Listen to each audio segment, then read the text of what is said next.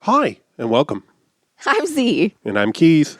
and we're going to tell you about the movie that we just watched. But first, a little bit of a heads up. Some of the movies we watch deal with heavy subject matters.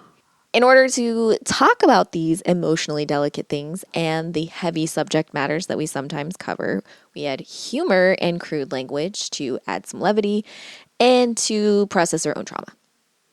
If that doesn't feel fun or safe for you, we completely understand. Please take care of yourself first and foremost. And we spoil the end of pretty much every movie that we watch. Now you know. On with the show.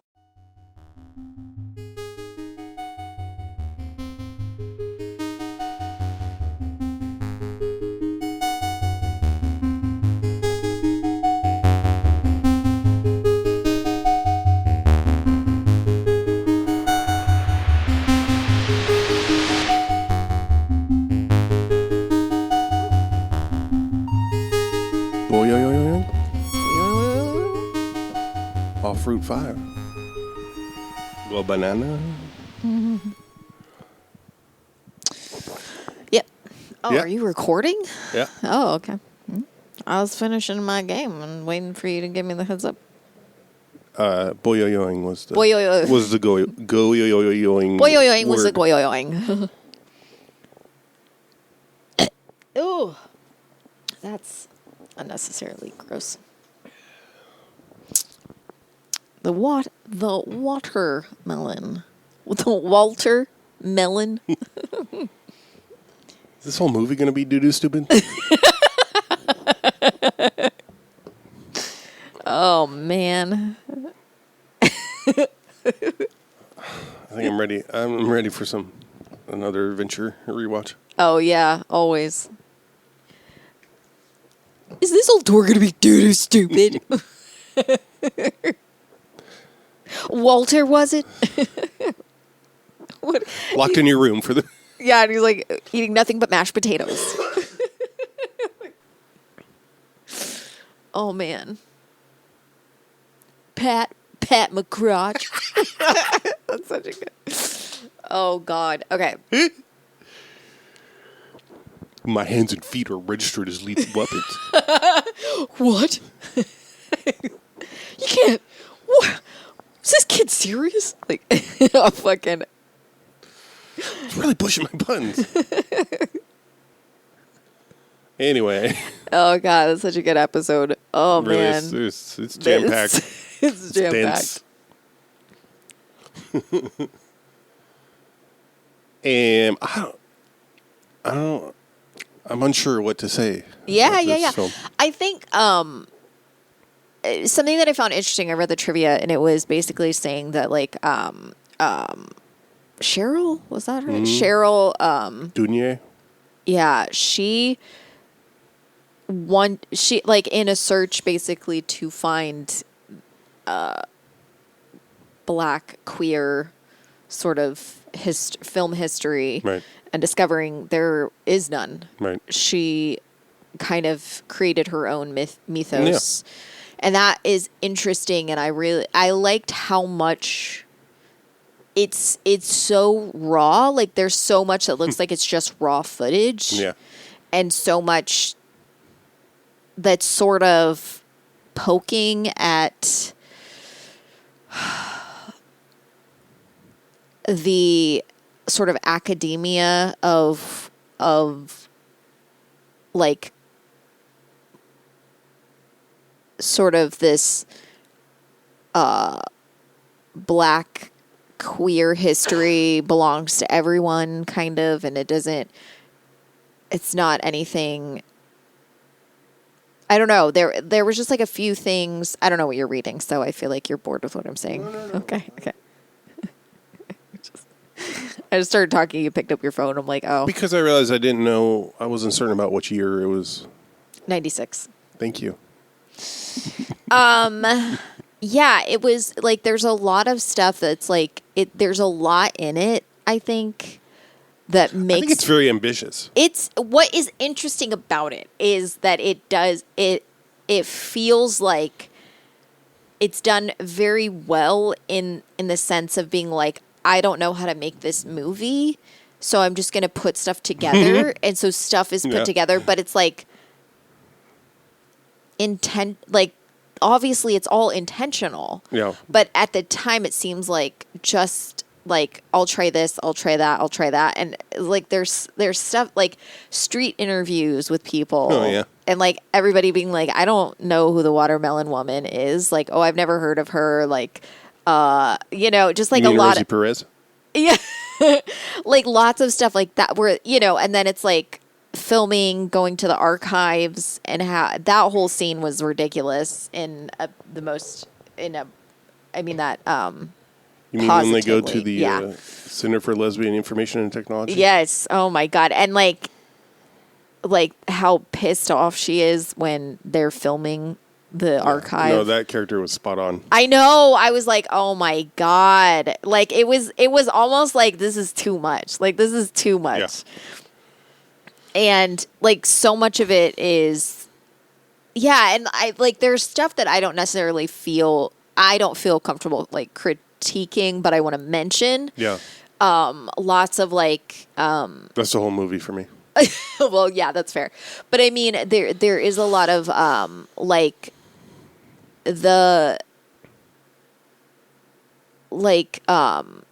Tamara, is that the friend, right?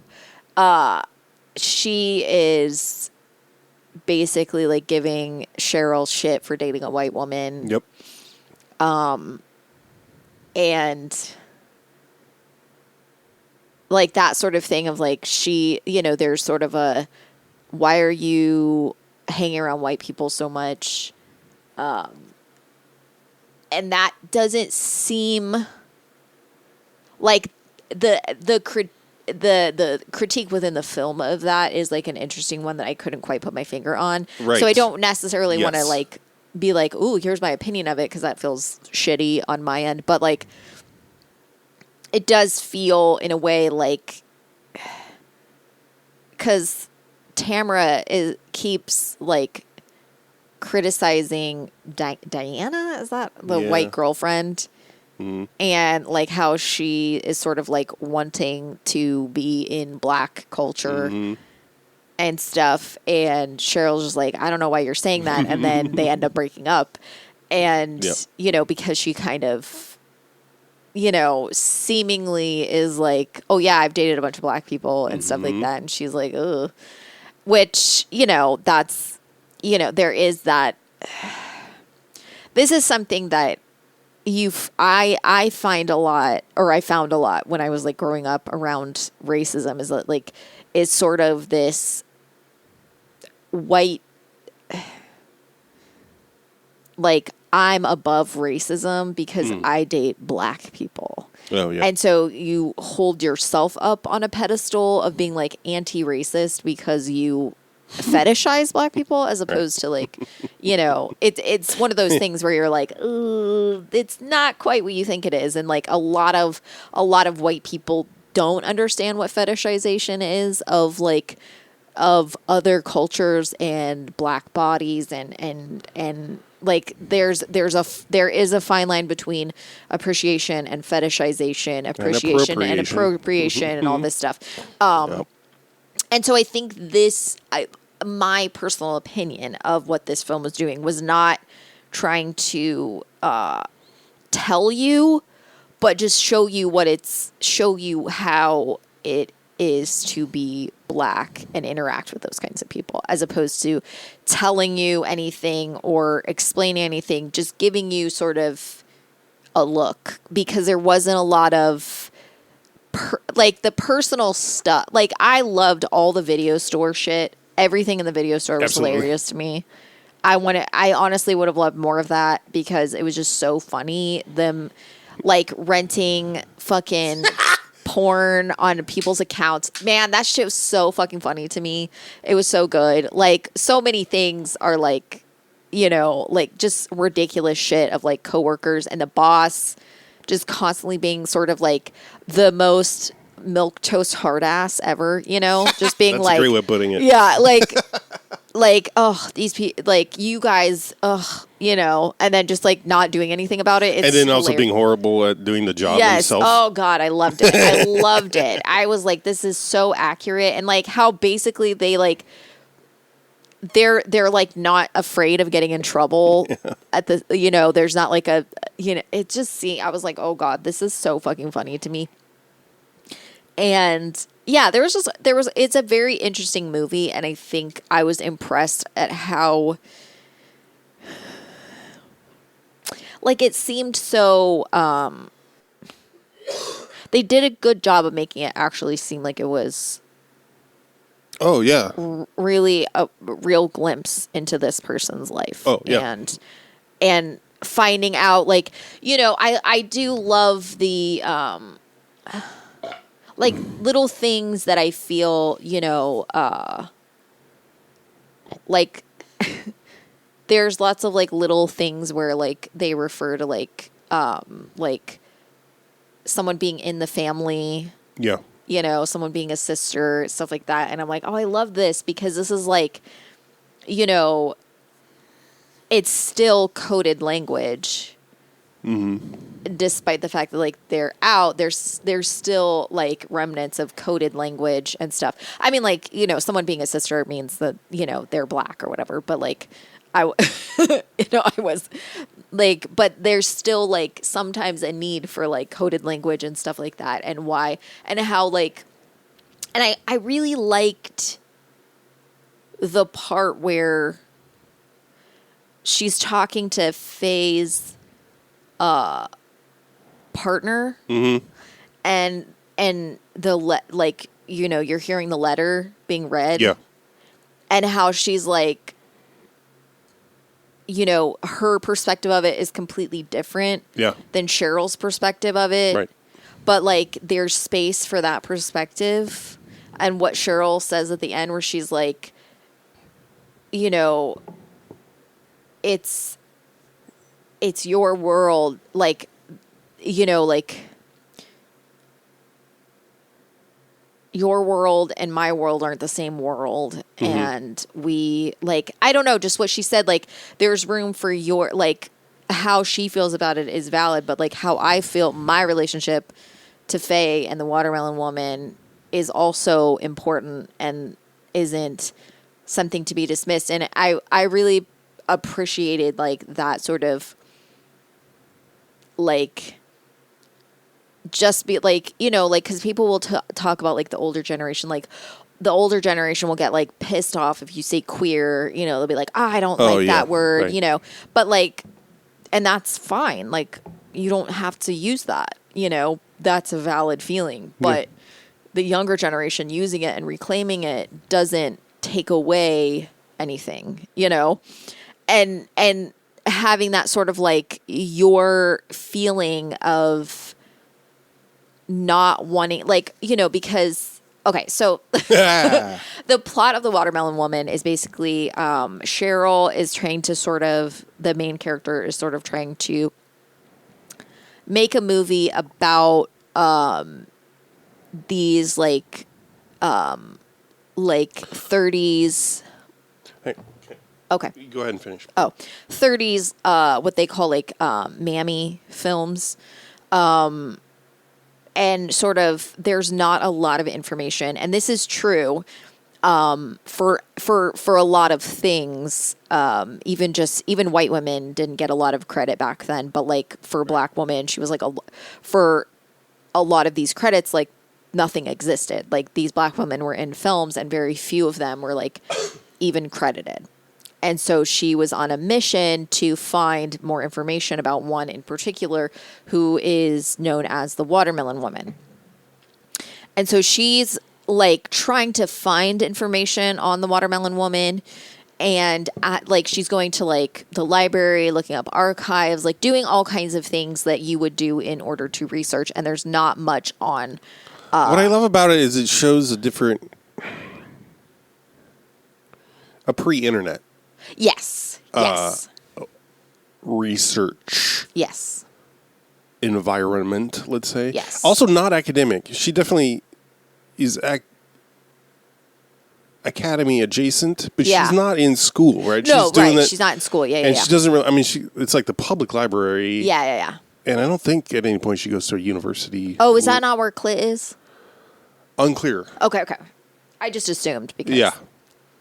But I really appreciated the guy who just got a card that says race films, and he collects memorabilia from Yeah. early black cast films. Oh and- God, and that stuff like whole scene was amazing too. And he was great, yeah. Because they're like, oh, this woman. He's like, I don't know what. He's like, I'm not. What does he say? Like, I'm not that familiar with women. And Tamara's like, mm-hmm. She was a white woman director. Martha, a woman, huh? Women are not my specialty, I tell you. Of course they aren't. Look at you. What was that, Tamara? She's just giving him shit. Well, the yeah, but whole he's time. like a family member of hers. They're Oh. connected. She's like, Oh, okay. he's like her mom's cousin or something Okay, like okay. that. Oh, that's right. Oh my God, it's so fucking. Yeah, but it's so No, funny. I thought he was the guy that hit on her mom's cousin or like her little cousin. Or something. I don't remember. It's That yeah. too. Oh, maybe you're right. Maybe you're right. You'll Maybe have you're to right. Yeah. insert that. Tamara told me that when she was a child, she saw Lee trying to hit on her older cousin Tyrone, and Tyrone kicked him in the balls. Well, with a background like that, you know I had to go check him out. So, like he's just such a bitch. But to I mean, it's them. really like that. The guy, he's basically just a collector, right? Yeah. And Yeah, but yeah. so he becomes someone that people go to because it's the only place there's any kind of repository of this Yes. stuff. Yeah. It's just a private, Yeah. just a guy who Yeah. collects. Right. And yeah, like you said, like pre-internet, that was like a lot of times like I mean, I'm sure that hasn't gone away. no, that but hasn't like, gone away, but like there's more public access Right. to something like that because of the internet. Right. Like it's not like you're gonna have to find Well, someone's and phone also number. more gatekeeping Yeah. in other ways. It's both. Is Yeah. all I'm saying. So, like, in her search of finding more information about the watermelon woman, she also finds information about the white female director of some of those films, which was like Margaret Margaret Page, whatever. Someone. And I'm putting in my favorite clip of. Never mind. Murph was working for Martha Graham. And John is working for himself but telling everybody else what to do. perfect. Yep, it is. So, through finding information about them, she finds out that the director and the watermelon woman, who she finds out his name is Faye, they were in a like sapphic You're right, it's relationship, Martha. and so. So she's like, holy shit, like not only was this person who I'm, wanting to make this film about, like a really interesting person, she was also queer. And so there's like, it opens up this whole sort of world of how difficult it was for Black people to be visible and known, and specifically queerness, though it existed, obviously, was so completely far away from, and like how Right. this, and I think, some of what I felt was happening, and if I'm wrong, Cheryl Guinea, please correct me, is that it's sort of like there's this complicated relationship with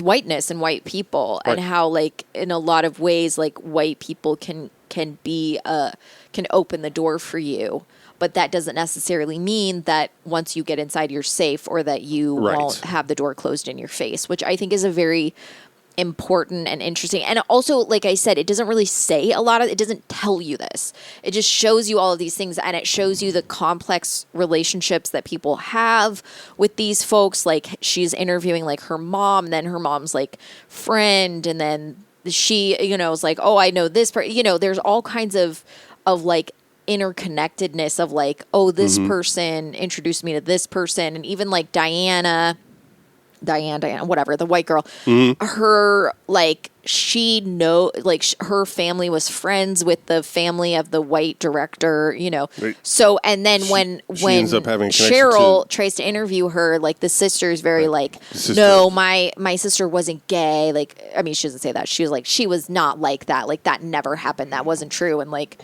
Cheryl's like, literally, that's false. Like, there's every fucking thing that's ever written about your sister says that she was like a raging homosexual. So I don't know why you're pretending like it didn't happen. And so like they get in a tussle. But that's like an interesting thing because it's like the only person that seems to be like, that wasn't true. That never happened. No one was gay is the white woman who's like prim and proper. And I'm like, oh, that's really interesting because a lot of and there was just a lot of queerness in this movie in the sense of like a lot of the people she interviews on the street, like you don't look at them and say, that's a heterosexual. Like, no, yeah. And there's, right. you know, even the street performer, you know, like all kinds of stuff. There was like Yeah. a glimpse into queerness that you especially in the fucking 90s, you didn't get to see. For sure. Like, you know, very butchy, very, and like, of course the 90s would do that and it would be a joke. Like butch lesbians were a joke.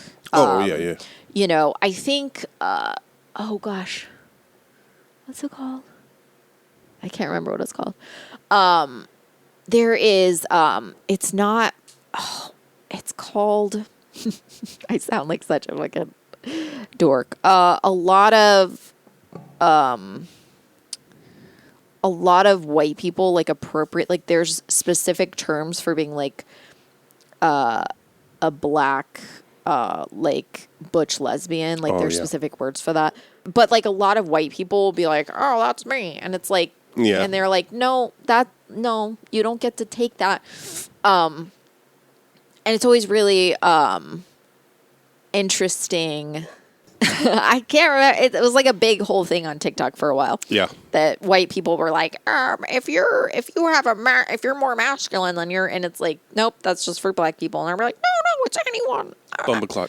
I know, I'm white, and I have had black friends, so I can tell you for sure that I know everything. Some black of my people best do. lobsters.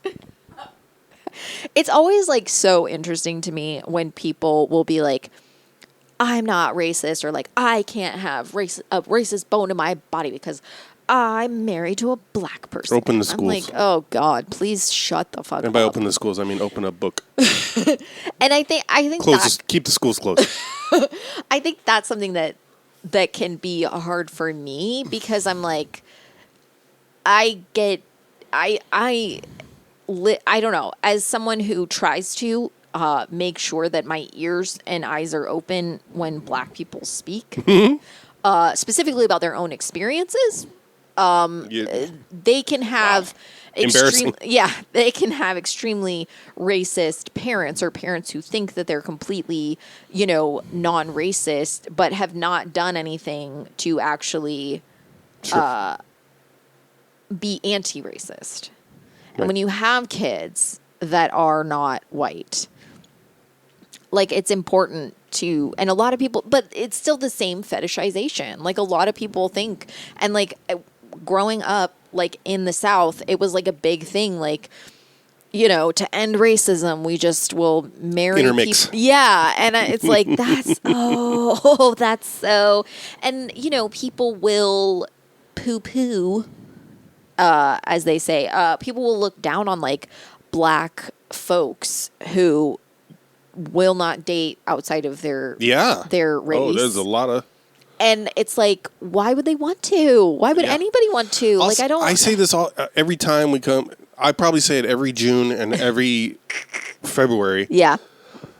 I don't know where I first was introduced to the idea, but it always made sense to me that whatever marginalized group, if there was a separatist bent to it, like, of course, why wouldn't you want to keep everybody else out? You're like, and so many people are like, how does that solve racism? How does that solve bigotry? And it's like, it's not about solving it. That's your job as someone who's more privileged.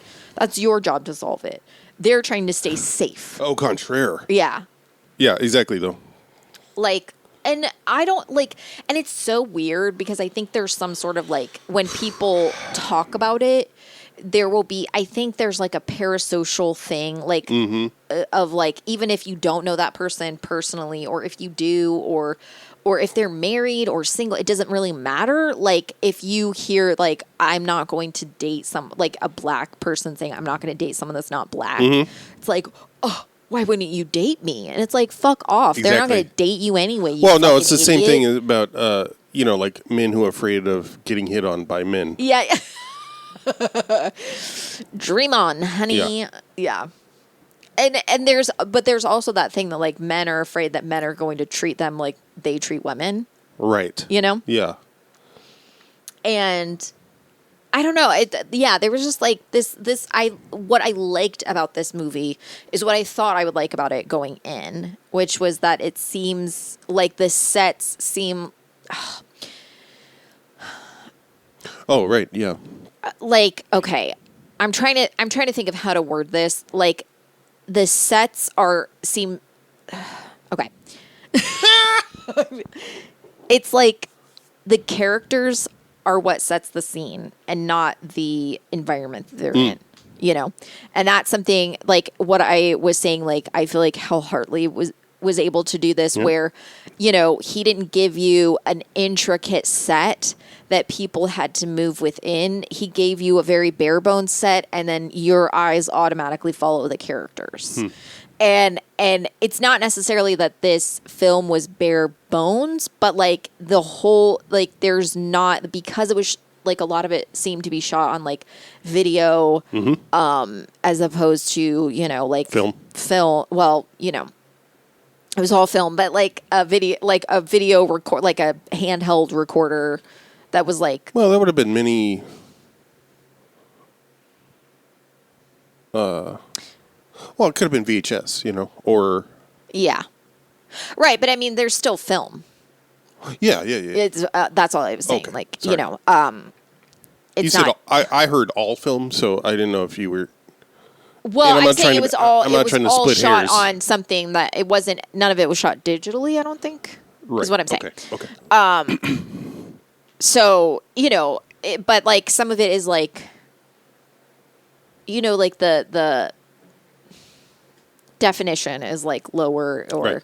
you know, and that is really, you know, that never felt like I was a little bit worried that it was going to seem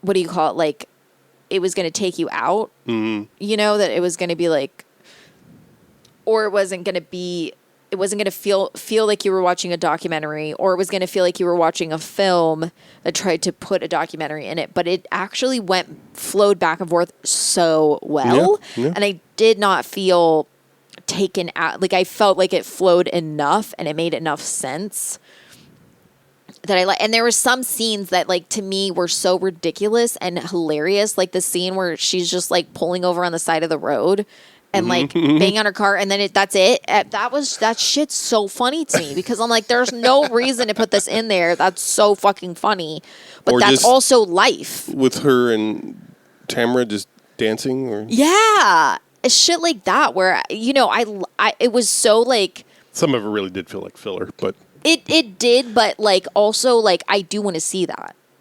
You know, I do want to see. At least it's better than just Two black footage of- lesbians dancing around. Like I would Right. rather watch that than like, you know, fucking half of what we've watched this year.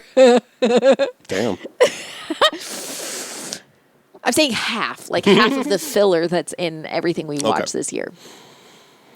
But like, you know, little things like that. I don't know, like that sort of thing. I'm always like kind of excited about things like that. I don't necessarily know how to put my finger on it, but it feels so far away from anything we have now that I get like, I'm so excited about that. Like there's like right now there's such a lack of like ability to pay attention to a movie, so you have to constantly be moving things around and changing things, and like it caters to the and I don't necessarily have an issue with this. It's the MTV. It's the fault of the MTV. I don't necessarily have a problem with this in the sense of like people are often watching things on their devices, so you're having to cater to a different way of viewing things. Like people used to watch stuff on TV, so it was more geared to like watching it on a television set, and now it's geared towards watching things in like on your phone or your tablet or whatever. And that is fine, but it means that you're just not going to find a movie like this now. Like it's just not going to exist now. And so like it does. Do you remember I don't know who it was. I don't know if they were an actor, an influencer or whatever, but they were like, I love movies. I love to put something on when I'm drawing or when I'm cooking or... I don't remember. And people were like, yeah, you don't like movies. You're not paying attention to it. Yeah. You're just like... Oh, I don't remember what that was from. That sounds familiar. I have to pee. See, the human body has millions of nerve endings. Each carries an electrical charge. Individually very tiny, but in combination, surprisingly large. Now, normal people just burn this off in exercise, but in active people, it sort of builds up. Now, because I designed blitvertisements to compress a 30-second advertisement into 3 seconds, it seems that the brain violently stimulates all of these nerve endings simultaneously. In some viewers, this seems to cause a short circuit throughout the body. In some particularly slothful, perpetual viewers literally explode. Pretty simple, really. Simple. Coming back from the bathroom. I'm ready, is what I mean. Sorry. I know, I'm sorry. I said, tell me when you're ready. I know, I'm sorry. I said, I'm sorry. I did it wrong. I beg. What did you read about Pagliacci or whatever? Yeah, that's more accurate description. So Camille Paglia was sort of a controversial figure in the 90s. I remember her book. Her first book was called Sexual Personae, and I remember that being constantly, never moved. Yeah. In the used section of Alexandria 2, the New Age bookstore I worked at in Pasadena, California. You said never moved, so like no one ever got it. It was always on the shelf, yeah. We only had used copies of it. I love that. But also, you know, I don't know. I never read it. Yeah. But to me, it was, you know, because it was in the feminism section or whatever, it should not have been. But, you know, it was this... For me, it was, at the same time, I was learning about things like the beauty myth and, you know, it would have been on the shelf next to Betty Friedan and Simone de Beauvoir's The Second Sex or whatever, which... It's just to say that it was a feminism section. Gotcha. That's all. And that was the kind of the extent of my awareness of feminist literature. Gotcha. At a time when I was looking for it, you know what I mean? Like, or trying to be aware. Yeah. Not that I read any of it. Anyway, she just seems to be someone that got famous mostly for being controversial. This way, I don't know if I can describe, for those who didn't experience it, the landscape around feminism in the early 90s. Yeah. Because it was very much a hot topic in a way, at least from my perspective as a young person. Because we had, you know, the rise and sort of somewhat mainstream acknowledgement of Riot Girl. Right. And the way that seeped into the mainstream, like fucking a Bikini Kill song on Roseanne. I didn't realize that. Or maybe it wasn't even Bikini Kill, but, you know, there was some reference to it on an episode. Jackie, look at the bumper sticker. Save the whales, harpoon a fat chick. Pull up to him, Jackie!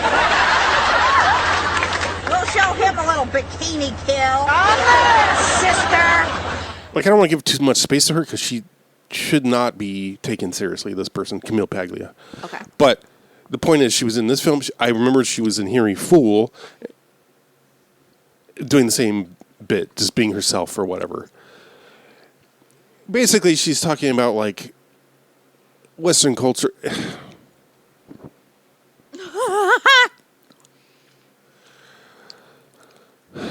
She defends Freud and Jung. She says Western culture didn't kill off things like paganism or pre-Catholic religion.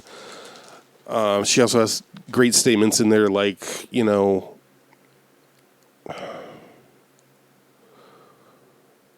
ancient Greece was great, was great because of its misogyny.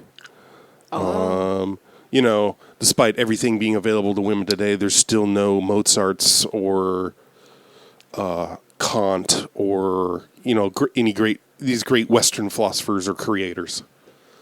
Amazing. Yeah, super good stuff.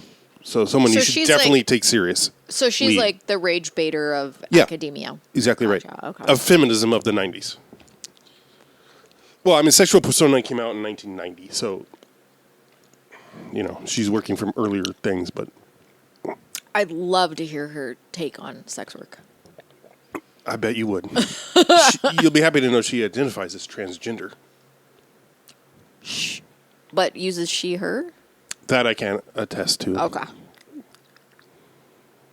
I think basically she says she experienced gender dysphoria as a young person. Okay. Maybe that's why she hates women? They? Yep, maybe. So, she's in this movie, and that's real unfortunate. Well... She also defends the mammy archetype. Mm-hmm.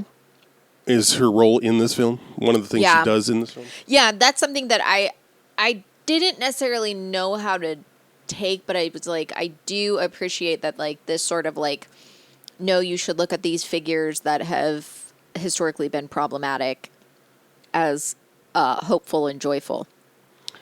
Yeah, but coming from a white person, right? That's what I'm saying. Like, you can look at it as like the what's the like someone speaking out of turn, sort of, or like talking out of their lane. Yeah. Well, not just out of their lane, but someone like saying things, stating an opinion of something they don't have any experience of. Oh, that's the book. Keith has nothing to say about this movie. Well, I don't feel like it's one of those where I don't feel like it's my place to have say too many things. Yeah. That aren't encouraging, like mm-hmm. Not really my place. Yeah. I will cop to I found the acting distracting at some points. But despite its roughness, it's very ambitious, and I think it's a very interesting film. It's very it's watchable. Yeah. I mean, I don't mean that in a... I'm saying that in contrast to the critiques I'm giving. I don't want to make it sound like it's a piece of shit that you... Yeah. You should watch it just because, black lesbian. Yeah. No, I think it's worth watching for lots of reasons. Yeah. There's a lot of... That's kind of what I mean by it feels... It does a good job of, like, pulling you in. Like, yeah, the acting isn't superb, but a lot of times it doesn't... it's sort of what makes the interviews seem more realistic, because for sure. That just feels like you're actually talking to people. No, yeah, it only comes up in some of the well, I guess I don't know what to call them. The more the real life, not the documentary, right? Yeah.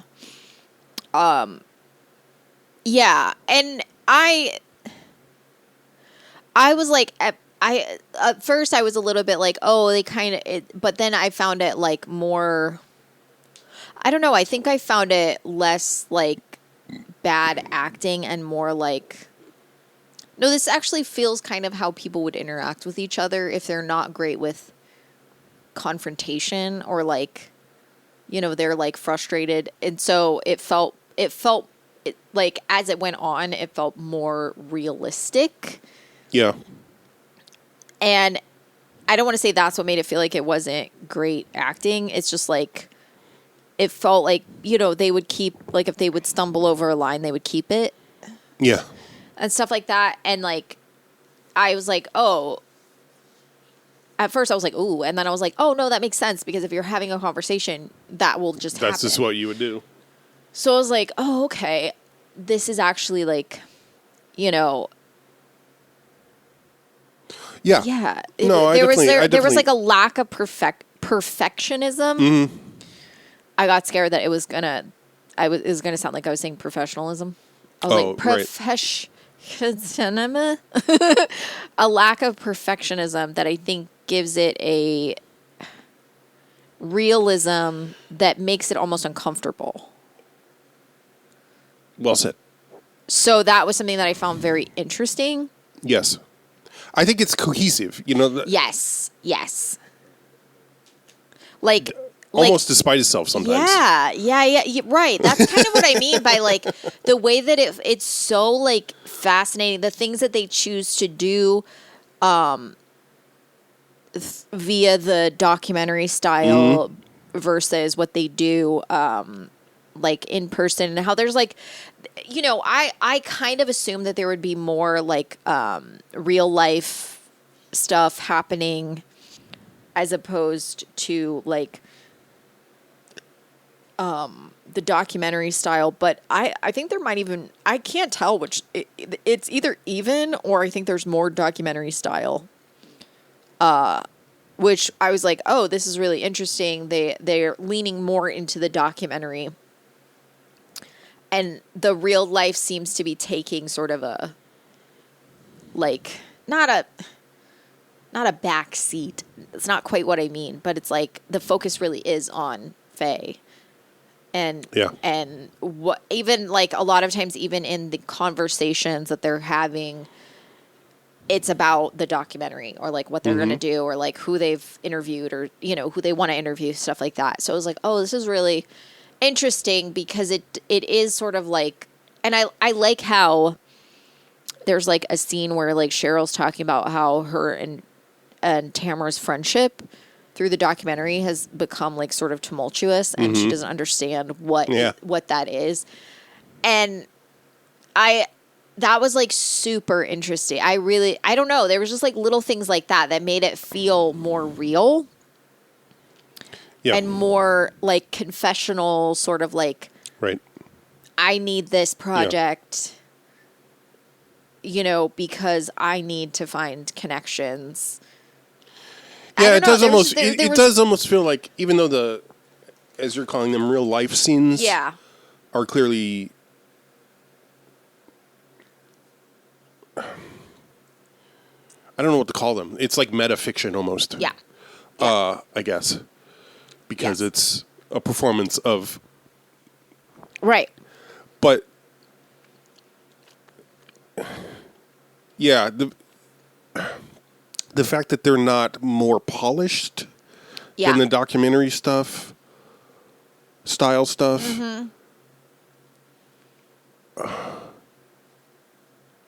You're right. It does have the sort of counterintuitive effect of,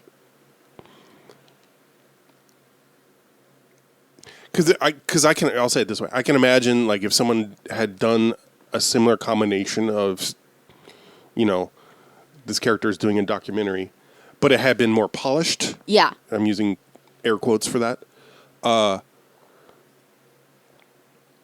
That you would have been more out of it in the sense of like, oh, these are characters. Yeah. She also calls herself her own name, you know, right? Like, and I don't know about Tamara, but like, it's easy to believe everyone's playing a version of themselves, right? Like her real mom is in it as her mom. Yeah, as her mom. Yeah. You know, shit like that. So,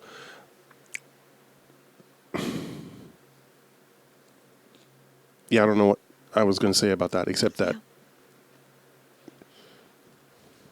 Is that as a white man, you really need to critique this film? Well, I really just need to say things. What's most important is that I'm on the record. About this queer black film. I remember one of the like first tweets I did was about like And again, this is sort of telling on myself, obviously, but it's like, since the invention of magnetic tape, like, it's important that every white man documents every single thought they ever have. It's true. And I was being conservative by starting with the invention of magnetic tape. Obviously, Yeah. the written word.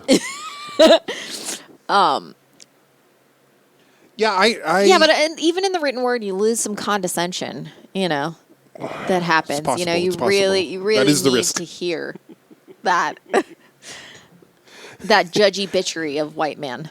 That subtle superiority. Very subtle. Very subtle. Yeah, I will say that I was uncomfortable with how it's definitely commented on. How many black people were in it? Yeah, I felt underrepresented again. Like, what? We got the one librarian? Where do I get to see We're all myself the white in this? men. I need to see myself in this movie. This is not an accurate portrayal of the world. This is not an as accurate. as a white man, I don't identify with these black women without there being a white man in the middle. How am I supposed to relate? I don't know like- about you. This queer my- black but film my isn't picture enough of- about me. My picture of South Philadelphia in the 90s is not black lesbians. It's Will Smith. Oh, sorry, that's West Philadelphia. Born and raised.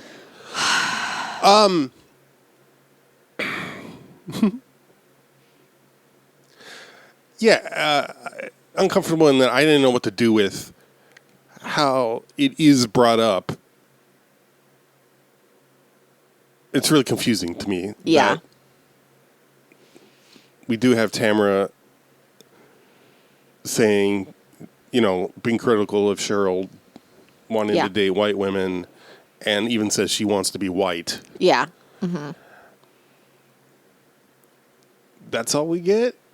Yeah. I mean, it does kind of feel true yeah. for the behavior of the character, Cheryl, Okay. to a certain extent.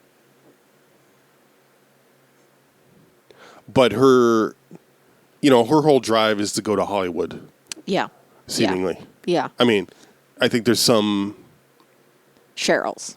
Correct, thank you. I think this project sort of... I think we see her questioning that a little bit, Yeah. Yeah. But because there's lots of messages about like with the letter, I think it's Faye's partner Yes. that June, says stuff I think around. is what it Yeah, is. June. Yeah, you're right. Says the thing about like we only are in the end we only have ourselves Yeah. to take care of each other. Yeah. Yeah. Yeah. She did so much, Cheryl. That's what you have to speak about. She paved the way for kids like you to run around making movies about the past and how we lived then.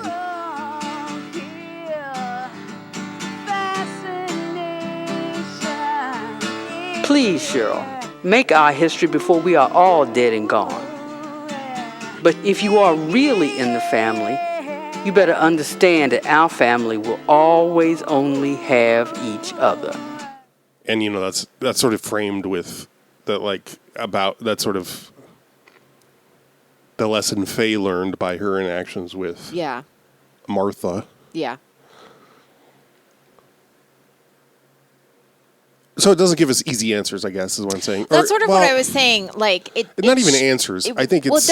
it doesn't give answers. That's the Right, thing. right. That's sort of what I was saying at the beginning, where you see sort of this like conflict happening, like Tamara like having issues with, Cheryl dating a white woman and being like, and it's very funny when Tamara and Stacy, is that her girl? Or like, so, Yeah. I don't know. Yes. And I'm trying to remember who the one was named that they're trying to set. Yeah, I can't Cheryl's remember. name. Esther or something like that. Tabitha? Esther or Tabitha? Esther or Tabitha. She Folks, text. she's talking to her girlfriend while they're at dinner with Cheryl and Diana or whatever. Yeah. And she's like, I don't know why, but whenever she dates white women, it's always like this. Ugh. And it's so fucking funny. But like, I love it because it's basically like one of my favorite things that improvisers do is like, Yeah. can I talk to you over here? yeah. But this is what I was saying though about that sort of they give you that sort of like conflict of like not dating, you know, like when you're black and you're not dating someone black, it can cause issues with other black folks. Right. That's not something that I can comment on or Right. will comment on, but it just shows you that that's a thing that's going to happen. Yvette? Okay. It shows you that that's a thing that's going to happen. Yeah, right. And that's something that does happen, but it doesn't tell you whether, it doesn't necessarily tell you whether or not. Who's right? Yeah. And that's sort of what I enjoy about it, because that's what I was sort of meaning about, like giving you a peek into this life and sort of the complications of like being around white people and how, you know, it can open doors for you, but whether that door is something you want to go through or whether the door that is open for you is the one that you will want to go through, whether that's going to be, you know, the choice that's right for you is not necessarily something that you get to choose when white people are the ones opening the door for you. Right. And sometimes you're going to have to perform in a certain way. You're going to have to behave in a certain way and act a certain way. And not that I'm be a speaking from certain any person. personal experience here or not, Yeah. but it's also true for white people Well, yeah. or any ethnicity Well, for that yeah. matter. It's true. Yeah, it's true for like, you know, if The you, consequences aren't going to be the same necessarily. Anyway, yes, sorry. Yes, it's important that we center white people at this. No, I'm just kidding. Why else Yeah. am I here? Right. Yeah, I don't know. I thought it's definitely something I'm glad we watched, and it's something that's interesting, and it's something that I feel like I've not seen before. So Yes, on that, no. would you recommend it? Sure, yeah. Yeah. I mean, For sure. I definitely really, I mean, I like, there's certain aspects of it that are like the bread and butter for me. Like, like what I was saying, like, you know, like little things like the car, you know, just like stalling out on the side of the road and her just like banging on the, Yeah. loved it. Please more of that. I love that. But also like how it starts where they're like recording a wedding and then this guy just like steps in front and starts like talking to everyone and they're like, we're literally like recording here. Do you not see all this video equipment? He's like, oh, huh. Fucking love it. Yeah. Hilarious. Exactly what it's like when you're doing shit and, you know, men just like walk up and act like, oh, I didn't know you. Yeah, Cheryl and Tamara have a videography business that they Yeah. do. So they do a lot. They're doing like weddings and Yeah. The other one we see is that we didn't talk about Amy or whatever her name is, the third employee. I loved her. Great character. For one, that's exactly what I wanted to look like in 1986. Sure. That was exactly what I wanted to look like. That haircut, like the t-shirts, and I was No, like, absolutely. that was 100%. Like, if I had have seen this in 1996, I would have been like, can someone make me look like Yep. this? I need to look like that. It's just one of those. Her character was like so funny and like everybody. What's great is she's mostly talked about. Yes. Yes. And it's so, like, honestly, I love when, like, Tamara's going off about how much she doesn't like her. And it's so, like, fuck. She's like, the shirt she wore, did you see that? She's like, what? And she's just, like, being, it was so fucking funny. It was so fucking funny. And, like, I liked Tamara as a character because she was like critical, but like in the funniest ways. Yes. The fucking ball busting, like bald black ball bust. Oh, fucking Christ. What did she say? She just wanted to see how the.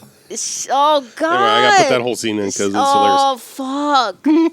I just got a call from Big Black Productions, and they don't have bald black ball busters.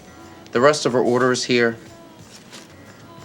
But when you get a chance, would you give her a call and let her know that that title is unavailable, but Big Black Bob is? Sure. Bald black ball busters. Isn't that funny, Tamara? Hysterical.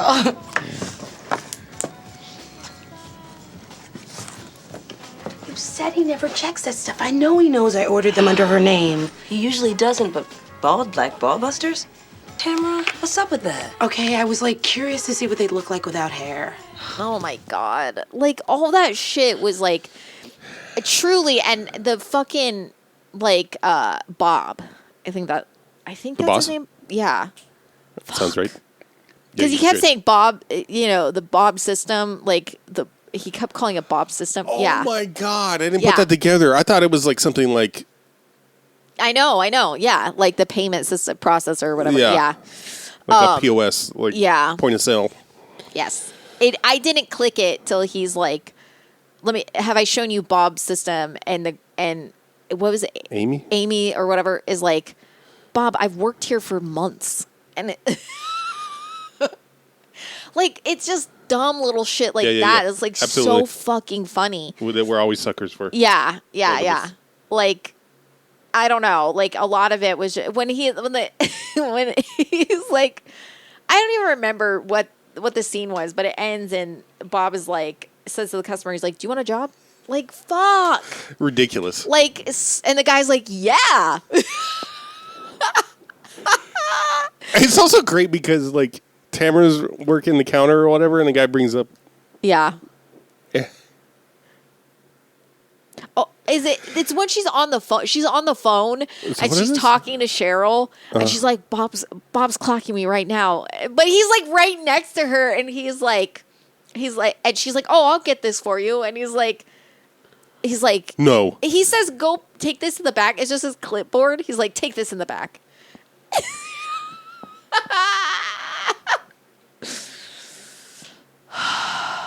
Yeah.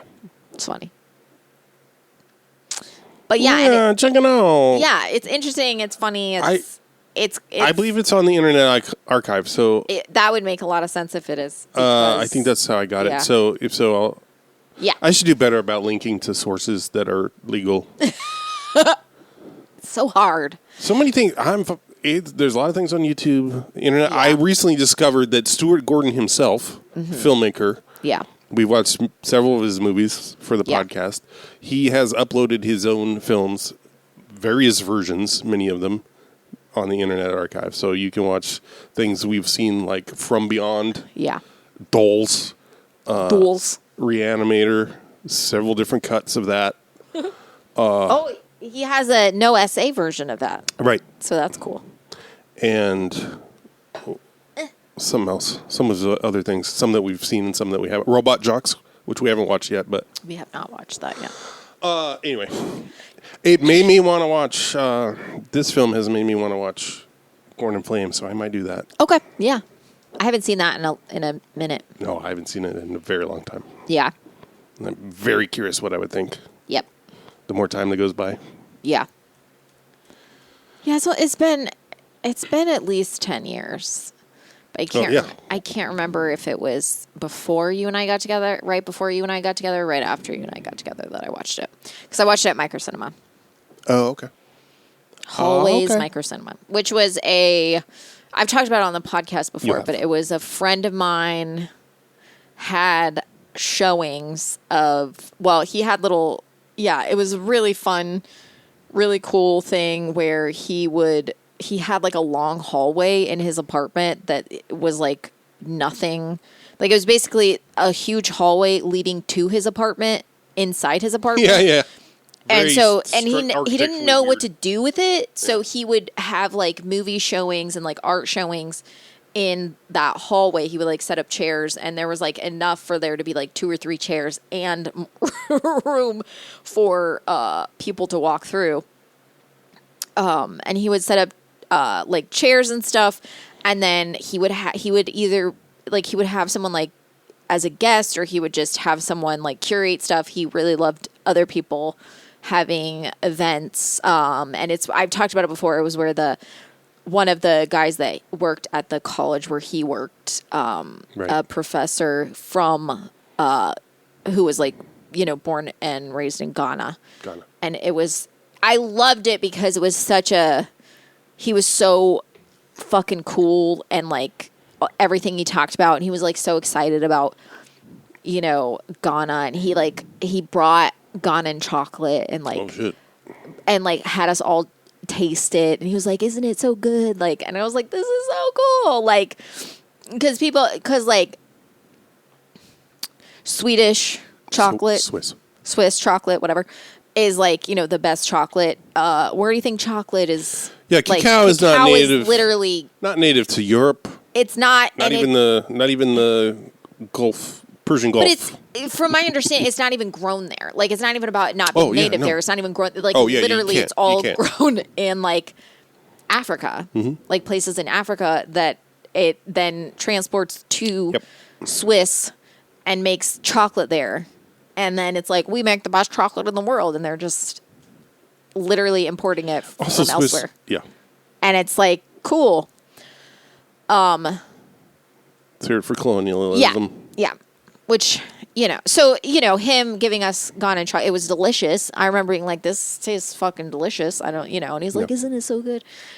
And he was just like so cool, and like it made such a huge impact on me. And like the way he talked about, like, you know, I've talked about this before, how like, I think I talked about it in this past February when we did Coming to America, I think. Yes, where how people talk about like Africa being like so impoverished, and you know, like, and he was like showing pictures of like the way like it's portrayed, and then like showing pictures of like actual cities and stuff like that. And I was like, oh, I want to go to fucking Africa now. I was like, man, this place looks fucking rad. Like, I don't want to go on a fucking safari in the desert, and like, I don't want to do that. So that reminds me, I never reported back. I said I was, after we did Hard Target. Okay. In one of the films that inspired the screenplay was The Naked Prey, as well as The Most Dangerous Game, of course. But I started watching that film because the premise sounded interesting, where it's like white people in Africa. It's that the film is from the 60s, but it's definitely set in not the 60s. Right. 19th century, I would guess, or early 20th century. Anyway, point being, it's like there's a white guy who facilitates Europeans coming, and he's like the go-between between the locals and gotcha. But he's portrayed as the sort of the good one, because he has a relationship with the locals. Yeah, but he's still doing these. It's seemingly his business to take these white people on safari or whatever. And he's very, you know, like the guy he's taking around is very snooty and obviously doesn't give a shit about anything that the guy's trying to tell him about. Like, no, there's protocols, bro. You gotta like at one point it's like they encounter some people that don't want them to pass. They're like, no, you can't go through our territory. And the guy's like, okay, let's negotiate something. And they're like, no, mostly because the other European is like, fuck this, let's just go. Yeah. The whole time. Yeah. And he's like, shut the fuck up. I'm trying to work this out. Point being, they get captured by the people that they insulted by saying, fuck you. Yeah. They just flat out kill the guy, the European. But our guy who's taking him around, they let go and they hunt him. Okay. So the rest of the movie is him killing off African guys. So I'm like, no, I'm not interested in rooting for this guy. Yeah, like that. Yeah. So I didn't finish it. Yeah. Yep.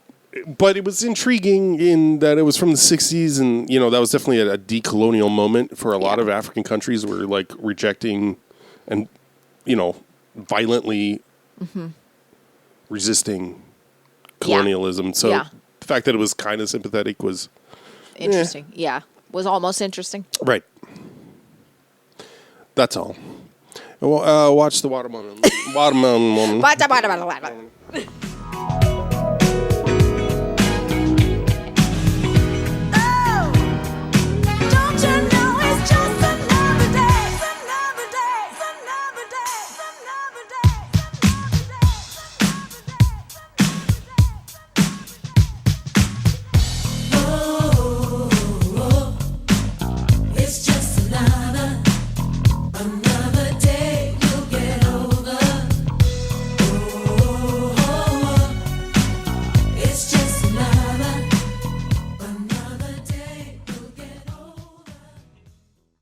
Boyoyoing was a goyoyoing.